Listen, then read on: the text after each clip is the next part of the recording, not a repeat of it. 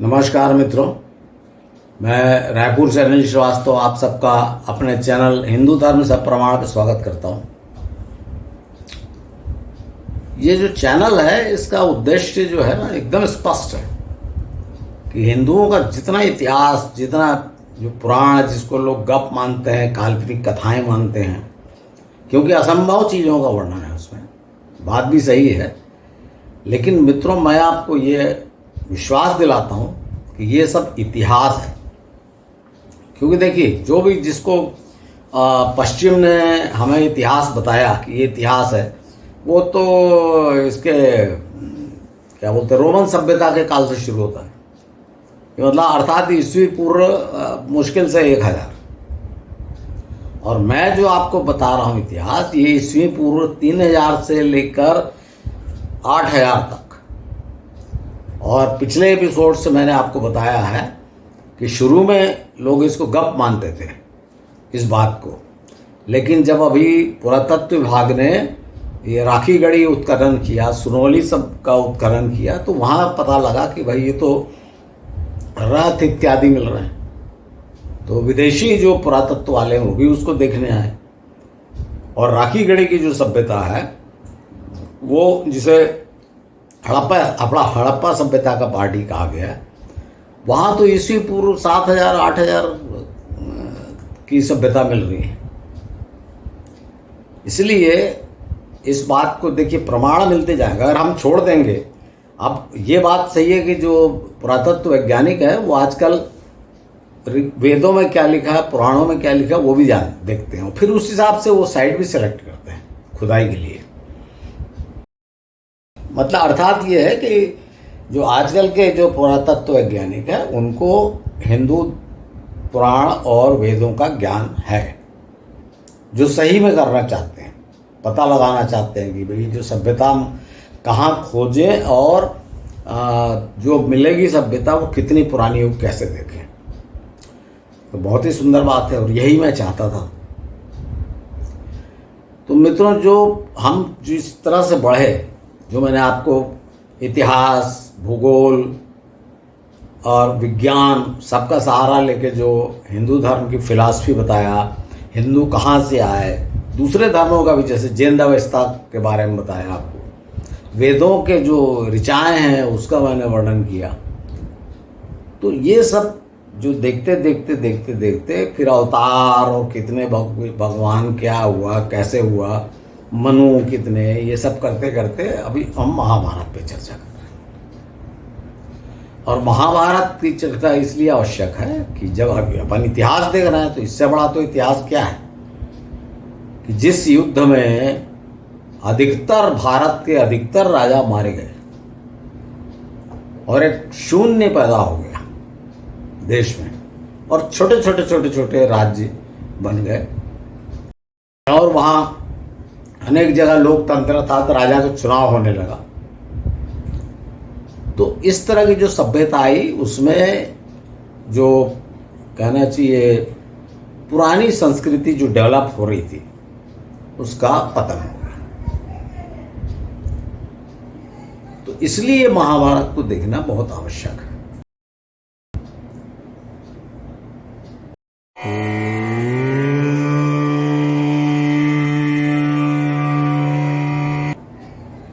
मित्रों, ये देखते, मैंने पिछली बार आपको बताया था कि श्री कृष्ण ने गीता का उपदेश अर्जुन को कहाँ दिया था, वो जगह भी दिखाई थी, और ये बताया था कि महाभारत के अनुसार ये स्थान जो कुरुक्षेत्र का मैदान था उसके लगभग बीच में पड़ेगा, क्योंकि दोनों तरफ अलग अलग सेनाएं थी। और अर्जुन ने कहा था श्री कृष्ण को कि भाई रथ को ले चलिए और मैं देखना चाहता हूँ कौन युद्ध में है। तो इसमें मैंने आपको एक चीज़ बताई थी कि जो आज गीता हम पढ़ते हैं जिसमें बहुत श्लोक है, तो इतना समय उस समय नहीं था। और इसके अलावा जो श्लोक पूरे ज्ञान भरा हुआ है, मैं किसी श्लोक की बुराई नहीं कर रहा हूँ, मैं सिर्फ ये बताने की कोशिश कर रहा हूँ कि इतने सारे श्लोक श्री कृष्ण ने वहाँ पर नहीं कहे थे। इसके अलावा हमारे अधिकांश जो श्लोक हैं उनका युद्ध से मतलब नहीं है। जैसे एक श्लोक में श्री कृष्ण कहते हैं कि मैं वृक्षों में पीपल हूं। अब युद्ध जहां शुरू होने वाला है, सेनाएं आमने सामने खड़ी है, वहां क्या आवश्यकता है?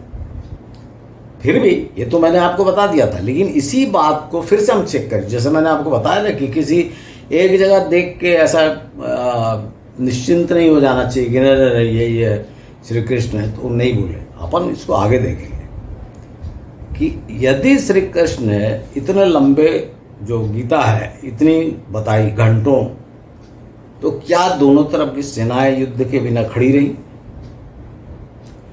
तो इसमें जो बताते हैं ना, जो बड़े धार्मिक लोग रहते हैं और जो पुराणों के प्रवचन करता है, श्रीमद् भागवत के या महाभारत के, वो बताते हैं कि श्री कृष्ण ने समय को स्तंभित कर दिया था। अर्थात दोनों तरफ के सेनाएं खड़ी रही, उनको पता ही नहीं चला, उनको लगा जैसे एक सेकंड हुआ। देखिए, इसमें फिर से वही आ गई चमत्कार वाली बात। फिर भी मान लीजिए कि उन्होंने लोगों को सम्मोहित कर दिया। श्री कृष्ण कर सकते थे, बहुत शक्तिशाली तो थे ही, उनका तरह तरह की शक्तियां थी उनके पास, उनकी मानसिक जो मेंटल पावर बहुत जबरदस्त थी, शारीरिक शक्ति तो थी ही। लेकिन मित्रों, वो इनको जो जीवधारी है उनको कर सकते थे सम्मोहित, लेकिन क्या सूर्य को आगे बढ़ने से रोक सकते थे? क्या पूरी सृष्टि को स्तंभित कर दिया था? तो ये बातें फिर मैं अभी कुछ बोलूंगा तो हो सकता है श्रद्धालुओं को चोट पहुंचे, लेकिन स्मरण रखिए कि श्री कृष्ण ने बार बार कहा कि भाई काल किसी के वश में नहीं है। आपको याद है ना, बाद में मैंने श्री कृष्ण के बारे में बताया था कि उनका गृह युद्ध, जब श्री कृष्ण के आंखों के सामने उनके पुत्र पौत्र मारे गए प्रभास तीर्थ में, और श्री कृष्ण को स्वयं उनके सौतेले भाई ने पैर में भाला मार दिया था। अर्थात जिसको कहा जाता है ना कि जो होना है वो तो होगा ही होगा। तो ऐसे समय में अगर पूरे स्तंभित करने की शक्ति थी तो फिर तो युद्ध के बिना ही सब कुछ हो जाता, लेकिन ऐसा नहीं हुआ। आपको ये भी स्मरण होगा कि पिछले एपिसोड्स में मैंने बताया था कि भाई दुर्योधन ने श्री कृष्ण को कैद करने की कोशिश की थी, प्लान किया था, और श्री कृष्ण ने बताया था कि भाई मेरे पास सुदर्शन चक्र निकालूंगा मैं, तो सब भयभीत हो गए थे। तो इसलिए ये सोचना चाहिए, पहली बात। दूसरी बात ये देखिए, मैं आज आपको बताऊंगा कि जब युद्ध प्रारंभ हुआ, हाँ मैं एक बात इसमें बता देता हूँ कि जो महाभारत के अनुसार, इसमें चूंकि तिथि मैं अपने मन से नहीं बता सकता, तो महाभारत के अनुसार मार्गशीर्ष शुक्ल चतुर्दशी को युद्ध प्रारंभ हुआ। अर्थात चतुर्दशी फिर पूर्णिमा आ जाएगी, मार्गशीर्ष, अर्थात तीसरे दिन से पौष मास शुरू हो गया। ये मैं क्यों बता रहा हूँ, ये बाद में कैलकुलेट करने की जरूरत पड़ेगी कि भाई भीष्म कितने दिन जीवित रहे गिरने के बाद, शरशैया पे कितने दिन जीवित रहे, उसके लिए बता रहा हूँ कि मार्गशीर्ष शुक्ल चतुर्दशी को युद्ध प्रारंभ हुआ। अब देखिए एक श्लोक, इस श्लोक में बताया गया है कि दिन के पहले भाग में युद्ध प्रारंभ हुआ। अब फिर श्री कृष्ण गीता का उपदेश कब दिया था? अगर ये लंबा चौड़ा उपदेश दिया तो फिर ये दिन के पहले भाग, अर्थात सूर्य तो वहीं का वहीं था, तभी तो दिन का पहला भाग बोलेंगे। तो ये मैं इतना ही बताना चाहता हूँ, बाकी इसको बहुत डिटेल जो युद्ध का 18 दिन का वर्णन नहीं करूँगा, मैं बहुत प्रमुख घटनाएं ही बताऊंगा आपको। तो ये मैंने इसलिए बताया कि इसमें फिर ये सिद्ध होता है कि श्री कृष्ण ने सिर्फ जो अर्जुन को उत्साहित करने वाली जो बातें थी, जो मैंने आपको 4-5 श्लोक बताए, वो कहे थे, समझाया था। पर आगे भी आप देखिएगा कि इसको समझाने अर्जुन युद्ध के तैयार हो गए, तो होना था, लेकिन कितने बार बार वो कैसा पीछे हटता था वो आप देखेंगे। खास करके भीष्म, द्रोण, इन लोगों को मारने के समय वो बिल्कुल वार करने को तैयार नहीं होता था। तो ये इसको छोड़िए, अब देखिए जो पहले दिन का युद्ध था वो, उसमें क्या हुआ कि पहले ही दिन राजा विराट के दोनों पुत्र, उत्तर मतलब जो अभिमन्यु की पत्नी थी उत्तरा, उसका भाई, जो मैंने आपको बताया था ना जब राजा विराट के वर्णन में, पांडवों के अज्ञातवास के समय, वो मारा गया। फिर उसका छोटा भाई श्वेत, वो मारा गया। तो ये पहले दिन का वर्णन है। लेकिन इसके पहले, ये पहले दिन के युद्ध प्रारंभ होने के पहले मैंने आपको बताया था कि जब, उसको मैं फिर से थोड़ा सा रिपीट इसलिए करना है कि मुझको बताना है शिखंडी के बारे में। हालांकि वो 10वें दिन की बात है, पर मैं आज पहले दिन ही आपको बताता हूं ये हुआ क्या था। तो शिखंडी, जिसको आप फिल्मों में देखते हैं और महाभारत बने सीरियल्स में देखते हैं कि भाई जिसे कहा जाता है थर्ड जेंडर, और मैंने भी आपको बताया कि हाँ, लेकिन इतना आपको इसी को दूसरे जो बातों का वर्णन है उससे भी तो जोड़ के देखिए। दूसरी बातें अर्थात जैसे ये कहा गया है कि अम्बा जो थी, जिसने आत्महत्या कर ली थी, जिसको भीष्म अपहरण करके ले गए थे ना तीनों को, अम्बा, अंबिका, अम्बालिका, तो उसमें अम्बा ने आत्महत्या कर ली थी और उसने कोसा था, शाप दिया था भीष्म को कि मैं फिर जन्म लूंगी और तुमसे बदला लूंगी। और ये कहा गया कि अम्बा ही शिखंडी बन के पैदा हुआ। ऐसा क्यों कहा गया कि भाई शिखंडी बचपन में तब लड़की की ड्रेस में रहता था। फिर राजा विराट को, राजा जो द्रुपद को पता लगा कि भाई ये तो थर्ड जेंडर है, तो उन्होंने उसको अपने पुत्र, जब थर्ड जेंडर है तो फिर लड़की बना क्यों रखें, तो उसको पुत्र की तरह पाला, क्योंकि उसका शारीरिक डील डॉल, जैसे आपने देखा होगा ना थर्ड जेंडर को, वो किसी का कद काठी लड़कियों समान रहती है, हाव भाव किसी के पुरुषों समान रहती है, तो वो पुरुषों के समान थी उसके, शिखंडी की। तो ये कद काठी देख के राजा ने उसको पुत्र मान लिया और पुरुषों की ड्रेस में रखने लगा और पुरुषों के समान ही युद्ध की शिक्षा दी गई। तो बहुत वीर बना। वो मैं इसलिए बोल रहा हूं कि देखिए भीष्म से भी जब पूछते हैं ना दुर्योधन कि भाई पांडव पक्ष के वीरों के बारे में, तो एक श्लोक देखिए, इसमें जो पांडव पक्ष के वीरों के बारे में जब बताते हैं भीष्म, तो इसमें शिखंडी का नाम है। जो 5-6 अतिरथी जो हैं उनका जब वर्णन करते हैं, वो बताते हैं कि ये अतिरथी, तो उसमें शिखंडी भी है। अर्थात वो बहुत वीर था, महावीर था, सिर्फ वीर नहीं महावीर था, रथी से ज्यादा था।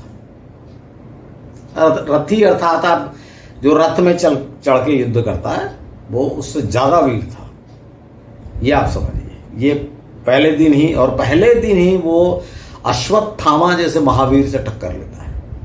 ये श्लोक देखिए, अश्वत्थामा से उसका युद्ध हुआ।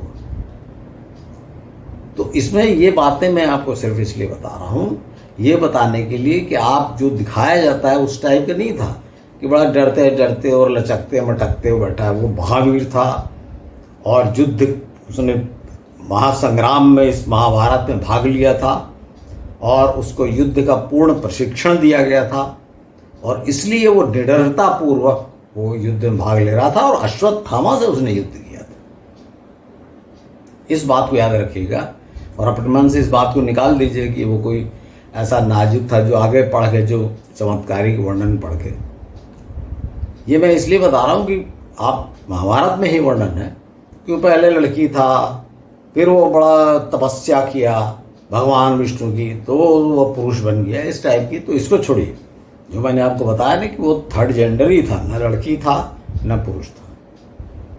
लेकिन उसकी शिक्षा दीक्षा क्योंकि कद काठी उसके पुरुषों के समान थी, तो महावीर था वो। एक बात तो ये हो गई।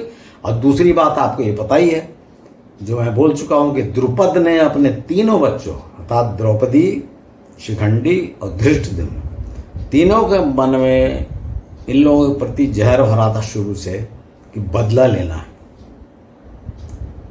तो द्रौपदी का तो आपको बता ही कि भाई उसके कारण तो चालू हुआ युद्ध।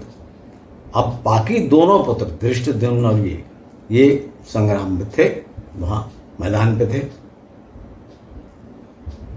तो मित्रों, अब ये 8 दिन का वर्णन को मैं आपको नहीं बताता, क्योंकि इसमें तो राजा तो सैकड़ों थे, आपको बता ही चुका हूं। मैं पूरा मैप दिखा के बता चुका हूं कि भाई कहाँ गए। तो ये मरते रहे, सब होता रहा, युद्ध होता रहा, भीषण युद्ध होता रहा, और भीष्म सेनापति थे।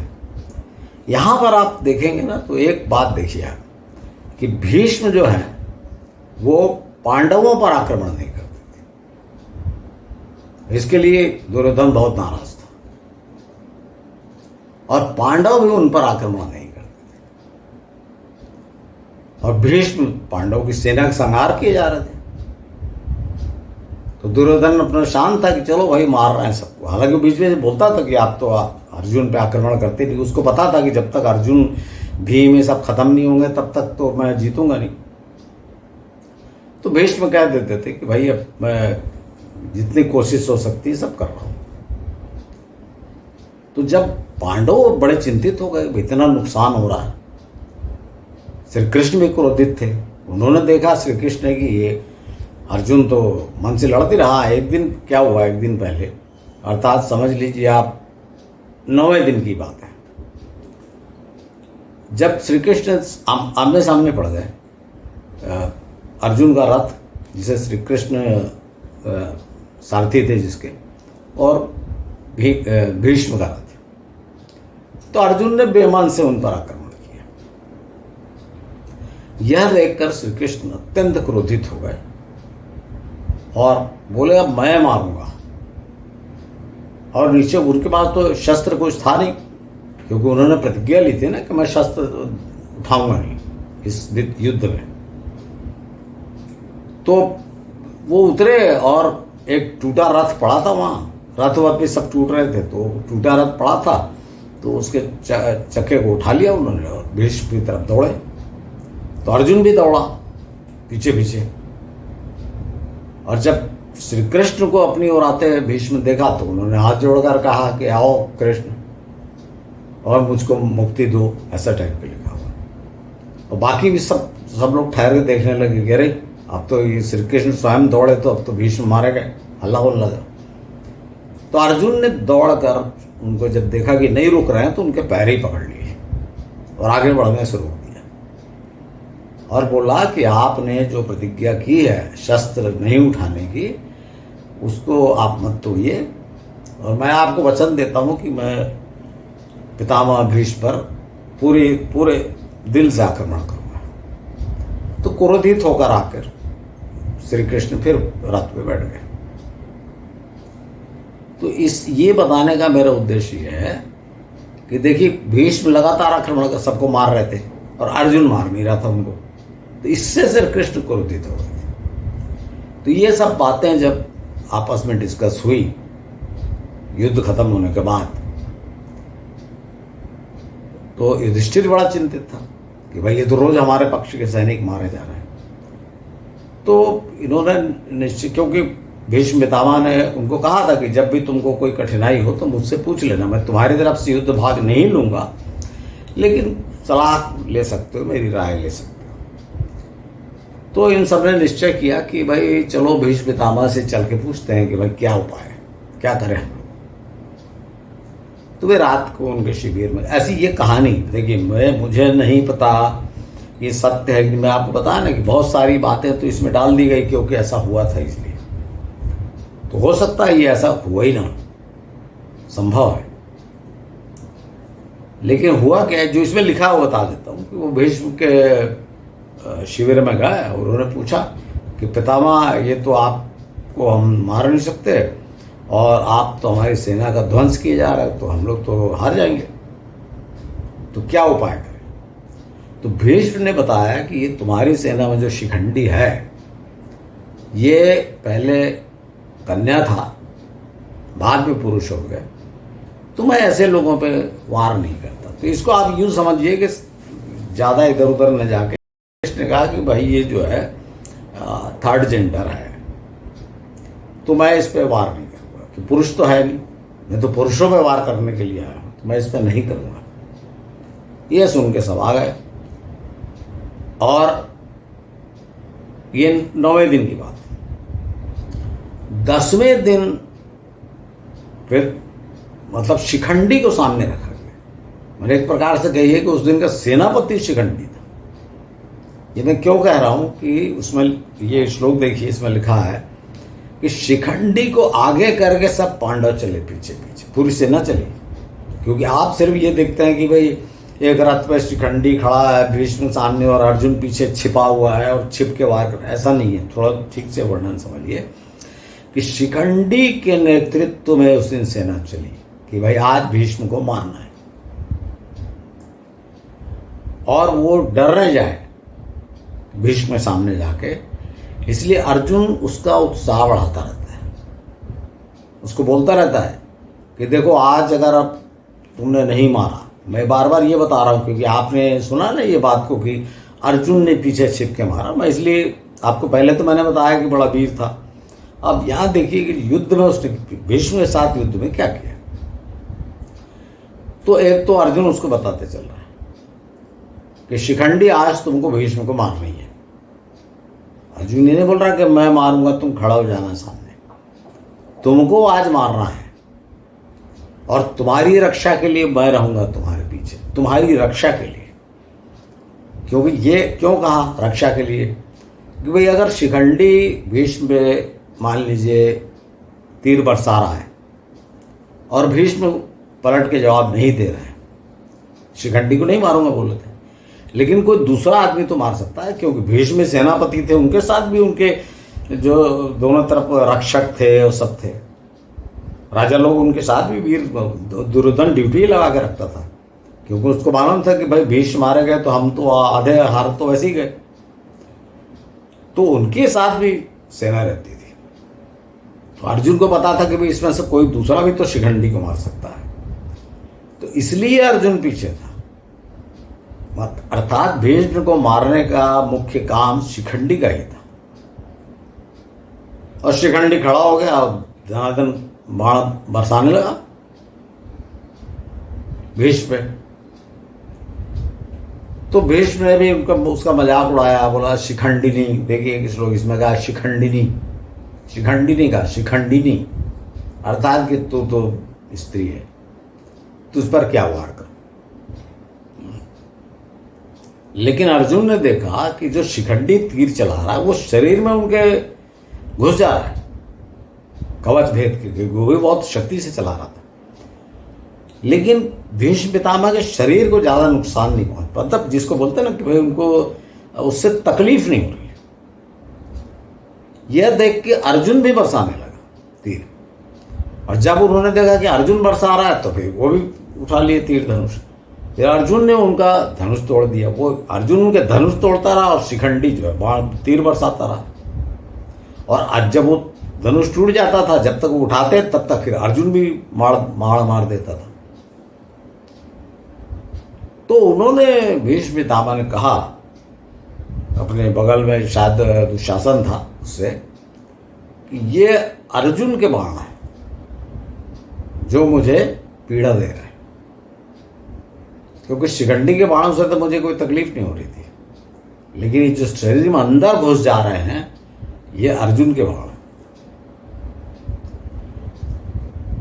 और इस तरह से बाण वर्ष बता, शिखंडी भी बाण वर्षा करता रहा, अर्जुन भी करता रहा पीछे छिप के, और वो अर्जुन को नहीं मार पा रहा था क्योंकि अर्जुन तो पीछे छिप जाता, पीछे था। तो ये इस प्रकार से कुछ देर में भीष्म का पूरा शरीर बाणों से भर गया। थोड़ी सी भी जगह उनके शरीर में नहीं बची जहां बाण घुसे हुए नहीं थे। और शाम होते होते भीष्म गिर गए रथ पर, जमीन पर, रथ से। लेकिन उनका शरीर जो है जमीन को छू नहीं पाया, क्योंकि इतने बाण घुसे हुए थे और आर पार हो गए थे। तो इसलिए वो हवा में लुट के, मतलब यानी जमीन से ऊपर ही रहे, इस प्रकार से मरे थे। अब इसमें वो ठीक है बात कि सब लोग बोले भाई अर्जुन के बाण, उन्होंने भी कहा, लेकिन वो क्या कहते हैं कि ये अर्जुन के बाण है। मुझे मतलब उनको कैसे पता कि अर्जुन बाण है? भाई वो उनका सिर्फ एक अंदाजा था कि इतनी शक्ति से जो बाण मारे जा रहे हैं वो अर्जुन नहीं मार सकते हैं। लेकिन मित्रों ये तो एक अंदाजे की बात हो गई ना। मेन बात तो ये है कि भाई शिखंडी ने भी सैकड़ों बाण मारे थे। इसलिए आप ये नहीं बोल सकते कि भाई अर्जुन के बाण से ही गिरा था। शिखंडी तो लगातार बाण मार रहा था और निश्चिंत होकर मार रहा था, क्योंकि भीष्म तो उस पर पलट के कोई आक्रमण कर ही नहीं रहे थे। तो निश्चिंत होकर लगातार दाएं दाएं मार रहा था। इस बात को आप ख्याल रखिएगा, क्योंकि दिखाया जाता है जैसे वो कांपते हुए शिखंडी खड़ा है और अर्जुन पीछे छुपा है और मार रहा है। ऐसा नहीं है, शिखंडी बराबर मार रहा था उनको। तो एक तो ये बात हो गई, और ये बात है युद्ध के 10वें दिन। युद्ध के 10वें दिन तो जब वो गिर गए तो फिर शाम हो ही गई थी, बंद हो गया युद्ध, और कौरव पांडव सब इकट्ठे हो गए, उनको हाथ जोड़ के खड़े हो गए उनके। तो अब देखिए वो स्थान जहाँ माना जाता है कि भीष्म यहाँ गिरे थे, उस स्थान पे अभी एक मूर्ति है, वो ऐसे शरशैया पे भीष्म लेटे हुए ये मूर्ति है। और पास में ही एक भीष्म कुंड कहा जाता है, जो आपको पता है ना कि जब प्यास लगी तो अर्जुन को उन्होंने कहा कि तकिया लगा दो। लोग मखमली और रेशमी तकिया ले आए, लेकिन अर्जुन ने कहा कि तुम वीरों को जो तकिया होता है वो लगाओ। तो अर्जुन ने उनके सिर के पास में 3 बाण मारे धरती में, और फिर उनका सिर उस पर उन बाणों पर टिका दिया। फिर उन्हें प्यास लगी तो अर्जुन ने बाण मारा, धारा निकल आई। छोड़िए, पास में कुंड था तो पिए पानी, ऐसा समझिए। अब दूसरी बात जो है कि आपने ये पढ़ा होगा भीष्म के बारे में कि उनकी मृत्यु उस समय हुई नहीं, उनकी इच्छा मृत्यु थी। तो उन्होंने कहा भाई सूर्य दक्षिणायन, उत्तरायण दक्षिणायन आप जानते हैं ना, मैं आपको विस्तारपूर्वक बता चुका हूँ कि जब सूर्य जो है, अगर आप इसी हिसाब से तो मैंने सिद्ध किया ना कि उत्तर दिशा से आ रहे थे। तो जब ये सूर्य उत्तरायण का होता है मकर संक्रांति से, ऐसा हिंदू धर्म में माना जाता है। उसके पहले हो जाता है, जैसे आपको पता होगा कि दिन बड़े कब होना शुरू होते हैं, ये लगभग 22 दिसंबर को होता है। ऐसा 22 दिसंबर तक दिन छोटे होते जाते हैं, फिर 22 अर्थात 22 दिसंबर को उसका डायरेक्शन यानी एक्चुअली जिसको उत्तरायण बोलेंगे वो तो 22 दिसंबर को हो जाता है। लेकिन मकर संक्रांति को इसलिए माना जाता है कि उसमें फिर उजाला होना उत्तरी ध्रुव में, जिसको भौर बोलते हैं, उषा काल प्रारंभ हो जाता है मकर संक्रांति से। तो उन्होंने कहा जब 18 दिन के युद्ध चला ना, तो 18 दिन मतलब कितने, 8 दिन तो युद्ध के हो गए। 10वें दिन भीष्म गिरे और 18 दिन युद्ध चला, तो 8 दिन तो सरसैया पड़े रहे। युद्ध समाप्त होने के बाद सब पांडव सब मर गए थे, तो पांडव गए भीष्म के पास। मैं आपको आखिरी तक बता दे रहा हूँ, इसलिए कि भीष्म वाला एपिसोड में पूरा बताना चाहता हूँ भीष्म के बारे विषय में। और सब गए और युद्ध का समाचार दिया, और युधिष्ठिर ने कहा कि पितामह आपकी आज्ञा हो तो मैं हस्तिनापुर में प्रवेश करूं और सिंहासन पे बैठूं। तो उन्होंने कहा हाँ तुम जाओ और तुम राजा हो, अपना गद्दी पे बैठो, और जब सूर्य उत्तरायण होगा तब आना, क्योंकि उत्तरायण होने पे मैं अपने प्राण छोड़ूंगा। तो देखिए मित्रों, अब ये बात को आप कैसे डेफिनेट, भाई ठीक है लिखा है इच्छा मृत्यु, और बड़े बड़े लोगों ने बताया ना, श्री कृष्ण है, भीष्म है, बड़े तपस्वी लोग थे। तो बिल्कुल हो सकता है कि अपनी इतनी दृढ़ इच्छा शक्ति वाले कि भाई मैं दक्षिणायन को अच्छा नहीं माना जाता है, तो इसलिए मैं अभी प्राण नहीं त्यागूंगा। बिल्कुल हो सकता है। लेकिन ये भी तो हो सकता है कि भाई इतने दिन तक वो सरसैया पे जीवित रहे, क्योंकि सब दुर्योधन वगैरह बोला कि भाई वो वैद्य को बुलाया, शल्य चिकित्सक को बुलाया गया कि भाई बाण निकालो ये करो, तो भीष्म ने कहा कि संभव नहीं है, इस वृद्धावस्था में इतने जो सैकड़ों बाण मेरे शरीर में घुसे तुम निकालोगे तो मैं तो वैसे ही मर जाऊंगा,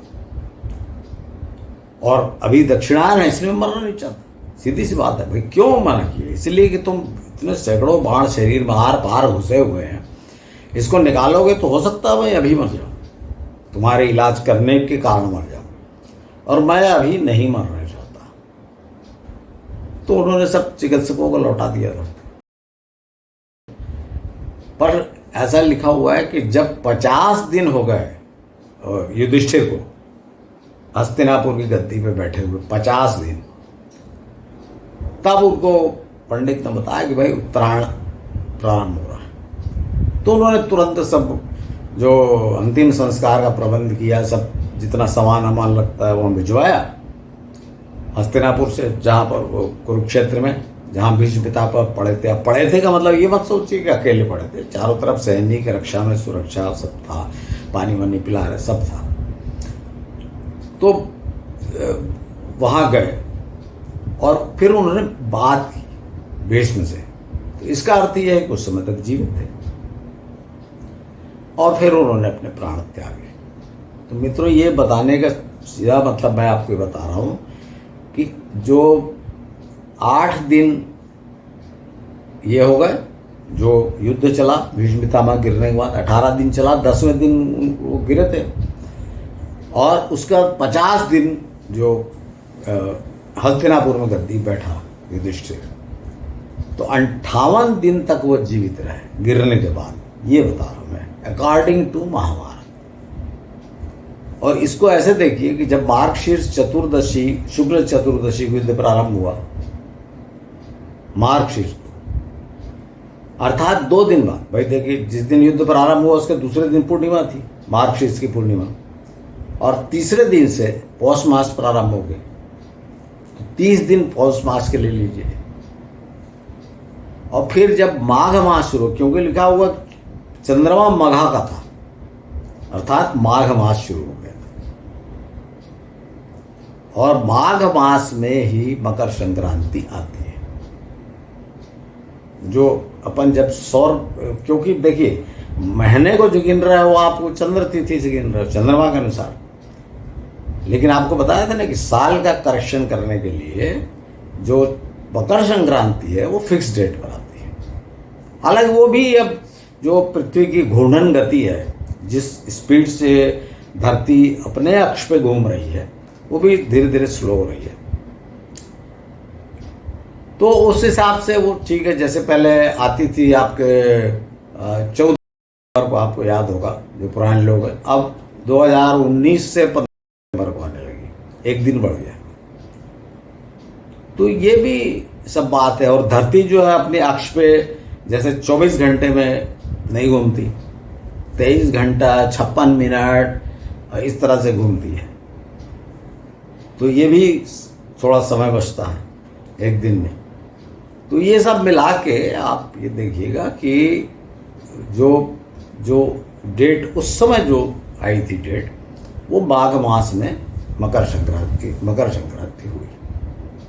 तो ये मैच करता है, क्योंकि उसमें लिखा हुआ कि चंद्रमा मघा का था और मार्गशीर्ष शुक्ला, तो ये अब 58 दिन देखेंगे तो लगभग आता है। इसमें ज़्यादा बहुत विवाद करने की आवश्यकता नहीं है, क्योंकि गलतियां तो हो ही सकती हैं, लेकिन ये मैच कर रहा है। तो इस प्रकार से मित्रों, आज के एपिसोड मैंने आपको 2 बातें बताई।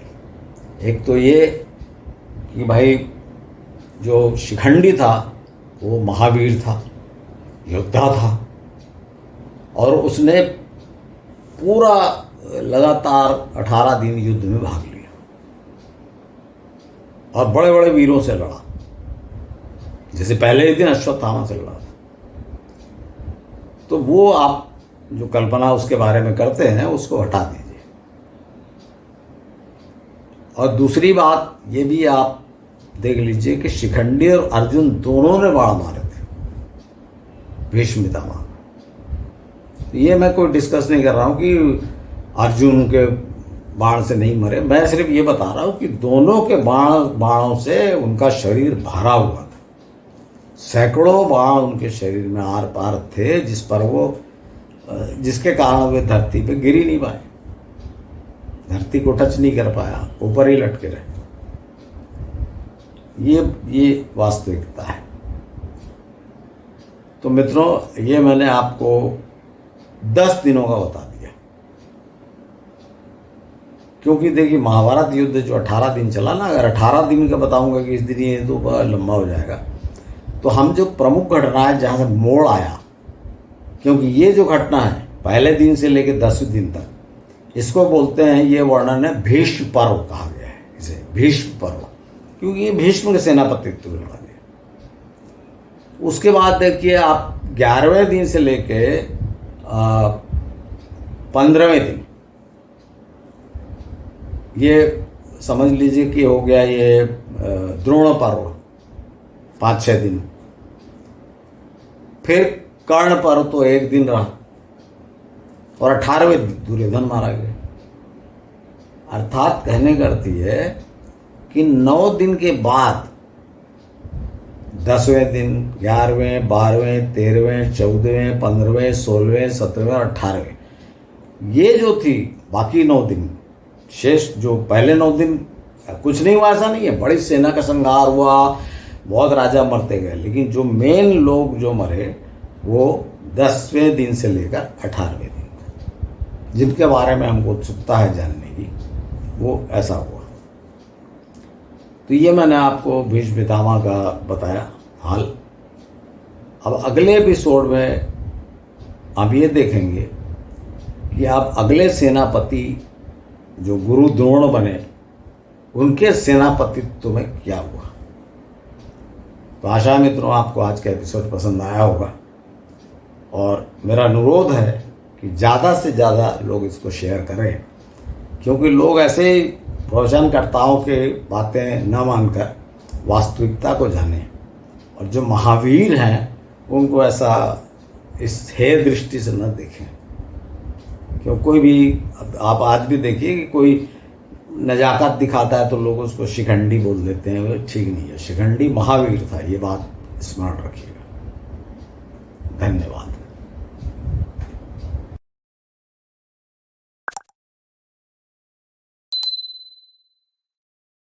Oh